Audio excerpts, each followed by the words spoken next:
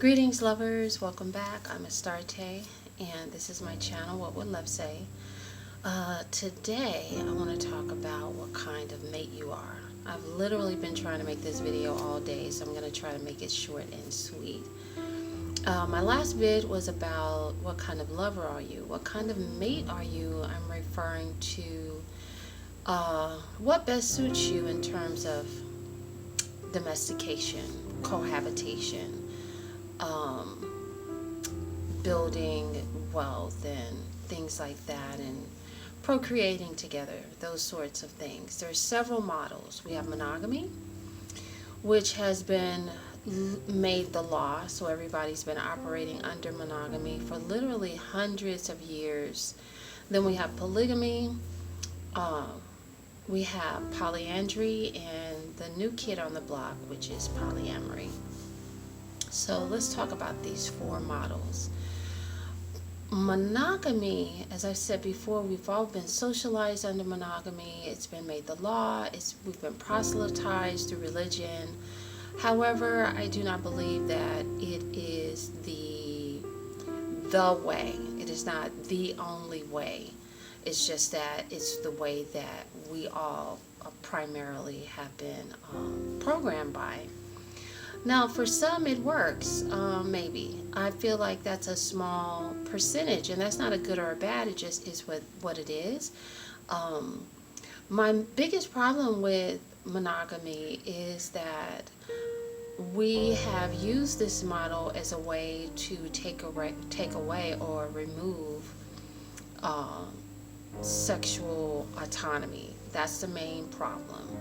It is not about sexual ownership. It should not be about that, but it has become that, which is really counterproductive to having healthy, whole relationships.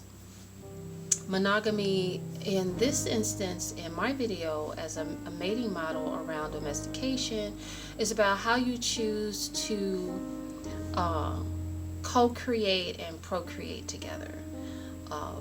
Two-person household, you guys are sharing finances, you're planning future, just how you go about ordering your lives and moving about in the world is this particular model, a two-person model. Polygamy has been pretty popular amongst the men. Men have enjoyed sexual autonomy with or without the polygamous model.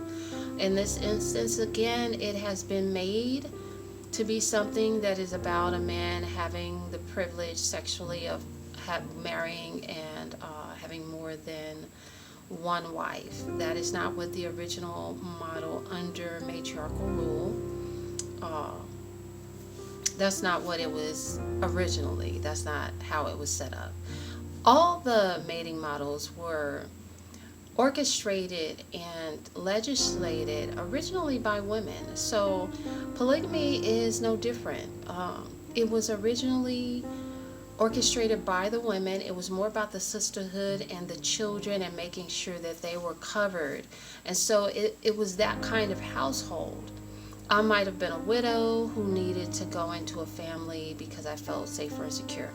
I might have been a female who had children that I wanted to make sure I had a sisterhood of women where if something happened to me, my babies would be covered. And so there were these vows and bonds that were made and created inside this mating model amongst the women. And then you had the central male. Now, not every woman necessarily wants the monogamy situation where she's wholly responsible for everything that goes on with that man and that household. There are some women who are totally comfortable in polygamous scenarios. However, the problem with modern day polygamy as such is that, again, sexual autonomy is co-opted and made a part of the agreement. That's not what it was originally. It was about the kind of household. So I might have been first wife and had a sexual relationship with the male in the polygamous situation or not. Other women who come into the marital situation may or may not have had a sexual relationship with him. As I said before, there could have been many reasons why a woman would enter into a polygamous agreement, which essentially is supposed to be with the other women. I might have needed a man for particular tasks that as a woman I wasn't able to accomplish when living inside a patriarchal governmental structure. Women have been limited in so many areas over thousands of years, literally, when you look at the history. And so I might have needed a male figure to take care of my business. Um, it just depends on what was needed by each individual person who made the agreement. Again, it had nothing to do with now I'm beholding to this man sexually and only him. It was really amongst the women and making sure that the children had an inheritance. Then we have polyandry. I totally identify with polyandry. I have not always known that that was my nature. I actually had a couple of men who were close in my life who pointed that out to me, and when I looked at my personal history, I found at different pivotal points over the course of my life, particularly spiritual shifts and changes, paradigm changes, where there were always two men. There was always a crossroad present for me. It was pretty shocking for me to realize that this was something that was a pattern. And even my name, Jennifer, is my birth name, although I go by Astarte. And the etymological origin of my name even is indicative of that. Jennifer, the origin of that name is Guinevere. If you know the mythology of her and Lancelot and King Arthur, it's always about the woman who loves two men. And I found that coming to know that about myself changed my lens around mating and relating totally. I just so happen to be a woman who feels very balanced between two men. And it takes a special man to enter into a domestic scenario with one central woman and two or more men where you are building and orchestrating wealth building and domestication and possibly procreation and things like that.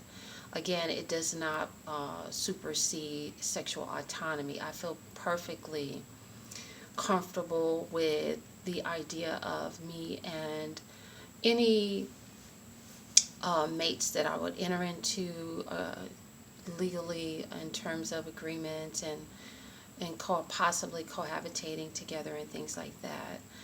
Them having like sexual autonomy as well as myself, but having this commitment to each other to uphold a household, to uphold a structure, to build and create a legacy together financially and in terms of real estate and holdings and those things like that. I'm totally excited by the idea of having the opportunity to meet men of like-minded nature when it comes to this particular mating model. And then you have the polyamorous folks. I feel like this is a new pseudo kind of creation where you just love everyone and everybody, from what I see.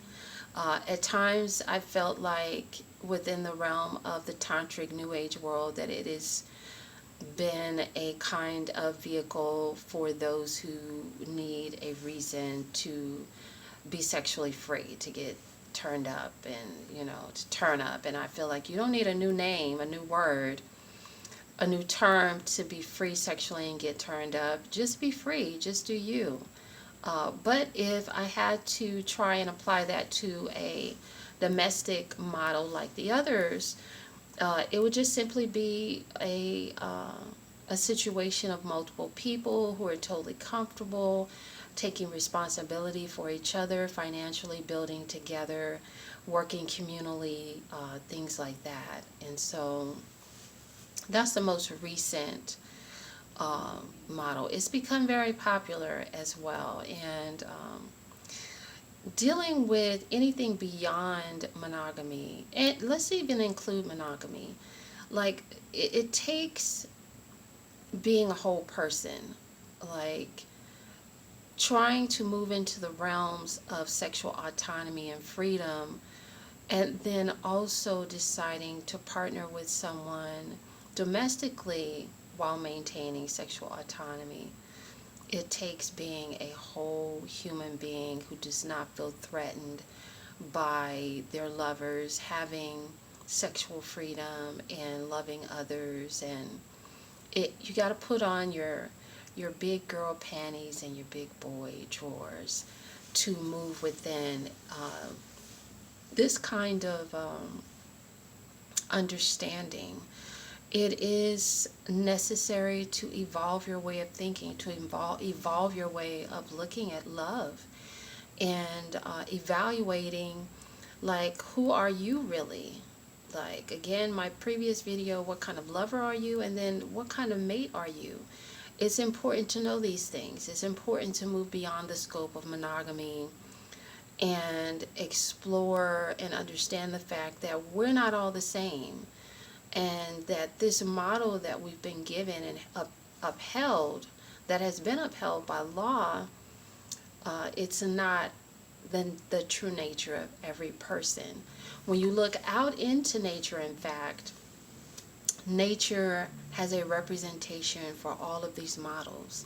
They are all existing in nature, whether you're talking about the whales who mate for life, whether you're talking about the lions, the primates, different creatures on this planet have different ways of mating and domesticating and nesting and things like that. They're all represented. They're all there. There is no one way. There is no right way. There is a multitude of ways to live and love and create and procreate and build together. We just need to do some deep inner soul searching to understand ourselves and who we are. And once you can do that, once you really know your own true nature, then you can begin to look forward to having healthier, more well-rounded, balanced relationships. Love relationships, domestic relationships, it will all really come together the more that you know yourself. So that is my video for the day, for the night really, because it's nighttime now here. I hope it was helpful. If you have any comments, please do write to me. I'd love to hear from you. Like and subscribe to my channel. I love you again very, very much, and I look forward to talking to you soon. Tomorrow, hopefully, in fact, I'll be posting again. All right? Take care. Bye.